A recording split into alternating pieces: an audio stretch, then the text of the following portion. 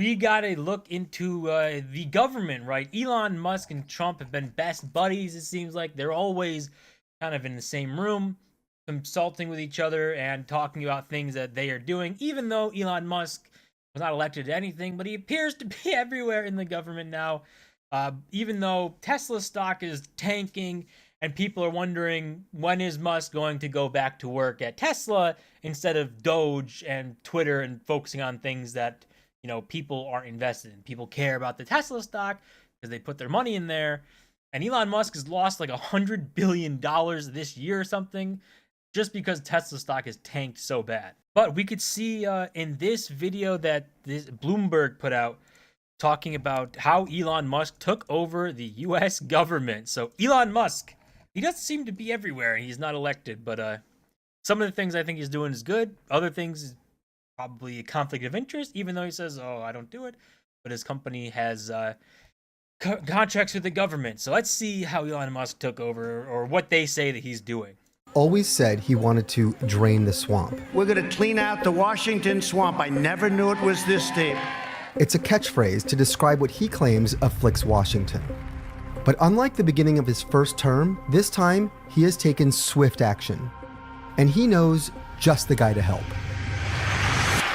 Elon Musk goes. Elon Musk. Perhaps you've heard of it. The Trump administration is allowing a private citizen to kind of have the keys and to do all of this while Congress is basically letting it happen and the judiciary is struggling to keep up. We do need to delete entire agencies. To do this, Elon Musk and members of his so-called Department of Government Efficiency, or DOGE, have been embedding themselves across the United States government. Department of Education, Department of Energy, USAID, Department of the Treasury, Department of Defense, Social Security, you name it, they are there. You know, I think that people are kind of going crazy over this Doge stuff, because if you look at Doge, and whether or not you like Elon Musk or like Trump or hate both of them, like we all can admit there is definitely waste in the government. There is wasted money, and if you can find it and stop it from being wasted and actually allocate it appropriately, that would help everyone, right? I don't know why people would be mad at that. Whether or not you like Elon or Trump and his politics, whatever, we should all agree, if there's money being wasted and you find it, we might as well allocate that towards something good and actually use the money to make things better. Musk has kind of been approaching all of this with a lot of glee. He's joked about being the Bobs from Office Space. What would you say you do here? The idea of cutting the federal budget, I think, is something that a lot of people, left or right, can get on board with. The people voted for major government reform. But there's a lot of question about whether Elon actually knows the ins and outs of these agencies enough to make these cuts, or if he's simply going in with a chainsaw. I actually just call myself a humble tech support here. So I think that's funny too. The email he puts out, it might be like what would go down as just a great email for business, even though I think Elon Musk is a moron for the most part. Most of the stuff he does, not even political, just like how he talks about certain subjects. Once he gets into something that you understand, you get to see he's kind of winging on everything. But the email is sending out saying, like, what have you got done the past week? And people freak out over answering that question. It's kind of like, I mean, come on. Like, just say what you did, right? At normal jobs, if you aren't doing your job and your boss comes to you and says, hey, you know, we got to get this done this week, and you don't get it done, then they're going to say, what did you do all week? We got to get this done. You didn't get anything done. Like, in the real world, you got to get stuff done. So if you're not getting anything done, then you're essentially just stealing money from taxpayers. You're taking people's money and doing nothing with it. A hostile takeover. It all started with a meme. The word Doge comes from this internet meme that Elon Musk is quite fond of. And so when he proposed this idea for a government cost-cutting agency, he created DOGE as a backronym for Department of Government Efficiency. DOGE has effectively replaced an agency. They're missing one key part of why it's DOGE and why he's obsessed with that. is there's a meme coin attached to it. He used to be able to pump the price tons of money a day when he tweeted about it or talked about it. Not so much these days, but it's a big part into it. He's obsessed with that. Doesn't really pump when he talks about it anymore, but he's kind of lost the touch. Maybe the agency will be renamed after he realizes he can't continue to pump this meme coin. Called the U.S. Digital Service, set up by President Barack Obama to modernize how the government uses technology. Now, Elon Musk says he wants to do that and a whole lot more. Musk's whole theory is that we have inflation and high interest rates because the government overspent and we're in a deficit. So if they can really rein in spending and drop interest rates, that will help American consumers. If we don't, which that would be right. You know, the government spends like $2 trillion more than it takes in taxes. That's the deficit. It's massively like brain dead. Like, you can't operate like that forever. You can't just keep spending more than you actually make.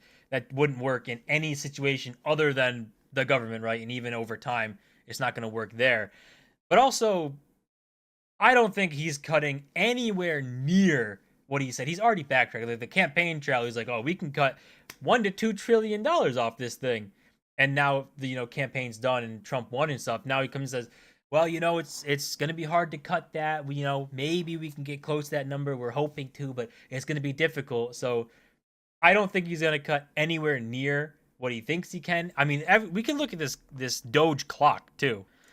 You have it on the U.S. debt clock here. You can see DOGE, $177 billion is saved. Savings per taxpayer, $1,500.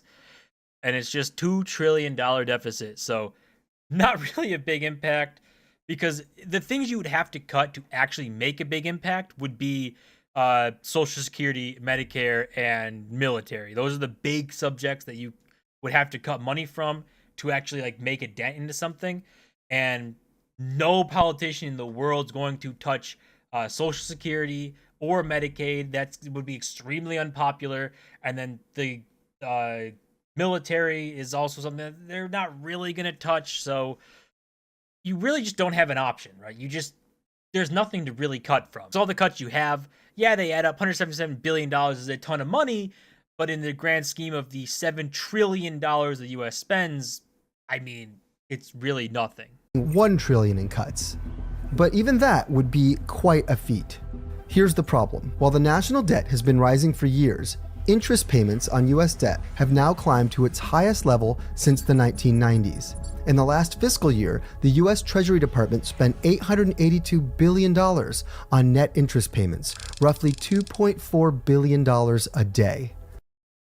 And that's money that could have went somewhere else, but you're forced to pay it. So that's another subject, like the fourth thing to cut to bring spending down. But you can't really cut interest payments because you have to pay them. So that's why they want to cut interest rates to kind of bring the interest rate down, the interest payments down. But like this is just kind of something you have to pay because you can't not pay the interest. So far, DOGE's cuts don't hold a candle to those kinds of numbers. When you look at what he's actually cutting, it is not much. DOGE started to put online a list of canceled contracts, canceled leases that they say ended up somewhere in the neighborhood of $55 billion, but it didn't take long for people to really look at the details of what they said were cut and find duplicate cuts, typos, miscalculations. In one line item, DOGE mistakenly reported an $8 billion savings from a canceled contract, which turned out to be an $8 million, not billion-dollar contract. With Musk at the top, he has mainly young men with tech backgrounds under him, but there are also some longtime Musk loyalists, like Steve Davis. Their approach has been to disregard norms and in some cases, allegedly laws, about how federal agencies operate, especially regarding personnel and data. Anybody unhappy with it? If you are, we'll throw them out of here. DOGE came in without really a very clear understanding of who works for the federal government, where, and what they do. Both Trump and Musk have cited false allegations of fraud and waste to justify mass firings across federal agencies. Some hasty moves have already led to embarrassing and potentially dangerous reversals. DOGE helped to fire or lay off roughly 350 people at the National Nuclear Security Administration. A lot of those people have very important jobs safeguarding the nation's nuclear weapons, and now some of them are being hired back. We will make mistakes, but we'll act quickly to correct any mistakes. So that might be what people are upset about. You know, we'll make mistakes, but quickly correct them. The people in the government are probably the ones most worried, because I don't think people, like normal everyday people who go to their 9 to 5, come home and, you know, take care of their family, I don't think they're really thinking about this all too much. I feel like that's the approach that's going to be taking place, is move fast and break things. It is, like they said, being treated like a startup, like a private kind of company thing, where you just move fast and break things. That's kind of how Musk has always operated. But with the government, it's not small. That's a bigger problem, right? You can move fast and break things with Twitter, even though it's a big company. It's not that big when you start to cut everything down and get things sorted out. You can start to move fast, but with the government, moving fast is not the government's MO. Elon Musk has a playbook for starting and turning around companies, and that playbook involves massive layoffs and essentially just sowing chaos within the workforce.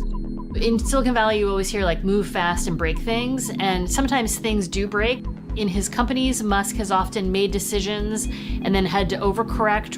Elon has this tendency to take what he thinks worked in one corner of his world or universe and try to replicate that other places. When he took over Twitter, he immediately wanted to run it like a pure engineering company, in much the same way he maybe runs Tesla or SpaceX. After he had already laid off about 50% of staff, he sent this email to employees with the subject line, "Fork in the road." He basically gave employees a little more than 24 hours to decide, do they want to be part of this new Twitter or not? And about more than 1,000 people ultimately said, "This isn't for me," and they opted out. Very early in the Trump administration, he sent out this email, subject line, "A fork in the road," and it was basically asking people to sort of commit to this new way of doing things or get out. The consequences for how he handled the Twitter takeover are still happening. He laid off thousands of employees. This might just be me, and I'm not an Elon Musk glazer. I think most of the time he's just kind of a grifter and things like Tesla and things. But what is the big deal with stuff like that? It's kind of saying, with Twitter, the company is going in this direction. It's going to be much harder. It's going to be a lot more work. If you want to be part of it, come on, let's do it. If you don't, understandable. We have no problem if you want to leave. I don't see why that's such a problem. Even with the government, if you send it out and say, hey, things are changing. We got to get way more work done. We got to be more efficient. We just got to figure some things out. If you want to be a part of that and figure it out, come along. If you don't, understood. No hard feelings if you don't want to be a part of it. It's like you get a choice there, right? And you can say, I'm just going to, say that I'm for it, even if you're not, and just kind of try and coast, and maybe you get let go after. But I don't see why this is such a problem with people saying that. On top of that, when he made Twitter, when he cut Twitter staff in half, and then he cut more people and laid everything off, people said the company was going to fail, it was going to crumble, it wasn't going to operate. And then it still operated. And it had no problems. Maybe had a hiccup here and there, but it operated. And it was fine. And people looked at it and said, holy, maybe these companies are massively bloated. And it led to a bunch of other tech layoffs and stuff. But yeah, if you are having people that aren't being productive, what's the point in having this bloat here for a company, for a government, for anything? Administration regulates to make sure that these autonomous vehicles that he's trying to develop don't run over people. At least 5 inspector generals that were looking into Elon Musk's companies were fired by the Trump-Musk administration. These inspector generals, who are independent, protected by law. Musk claims that his transparency allows the public to call out any of these conflicts. It's not like I think I can get away with something. I'll be scrutinized nonstop. But the official White House response leaves it up to him. The president was already asked and answered this question this week, and he said if Elon Musk comes across a conflict of interest with the contracts and the funding that DOGE is overseeing, then Elon will excuse himself from those contracts. The fact that the White House is saying that he will self-police any potential conflicts is a conflict in and of itself. Just last year, Elon Musk was promised $3 billion from close to 100 contracts with the federal government. While first it was Twitter employees and then federal civil servants, America as a whole is now facing that fork in the road. The best case scenario, DOGE goes in, it makes it more efficient, and somehow it turns the civil service into the government equivalent of Tesla. The worst case scenario is Twitter, where it's super great for Elon Musk, but along the way, there's a lot of damage to the original business, which is operating the military, feeding the poor, paying out your Social Security. That all kind of falls by the wayside. Those two possibilities, that is a fork in the road that all of us face. I think that's a little unfair to kind of say oh, Elon Musk, we're gonna put the whole thing on him, and when this thing explodes and the government's terrible and people stop getting free handouts and all this stuff goes tits up, oh, it's Elon Musk's fault. The government's failing. It's running out of money, right? The government is running out of money. They can't. Social Security is not going to be funded forever. It's running out of money in 2030 or something. That's our problem. You have massive problems with the interest payments, with the deficit, with the debt. You have massive problems here. And Elon Musk, I don't think he's going to fix any of them, because you just can't cut things without making people very, very upset.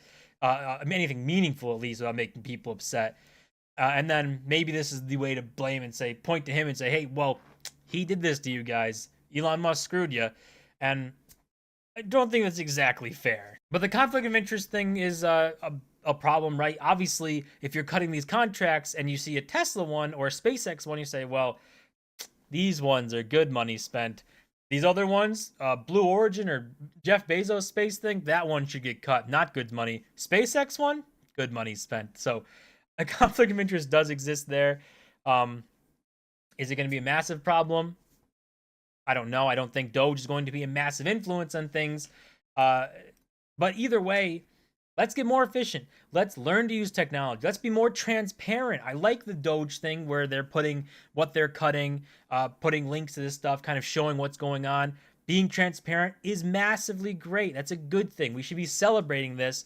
I don't like this whole world where we sit here and talk about either Elon Musk, Trump, Biden, Obama, any AOC, any Democrat, any Republican, and if you say something is a good idea from them, it just flips into, oh, you 100% back everything they've ever said and ever do. It's like, well, hold on.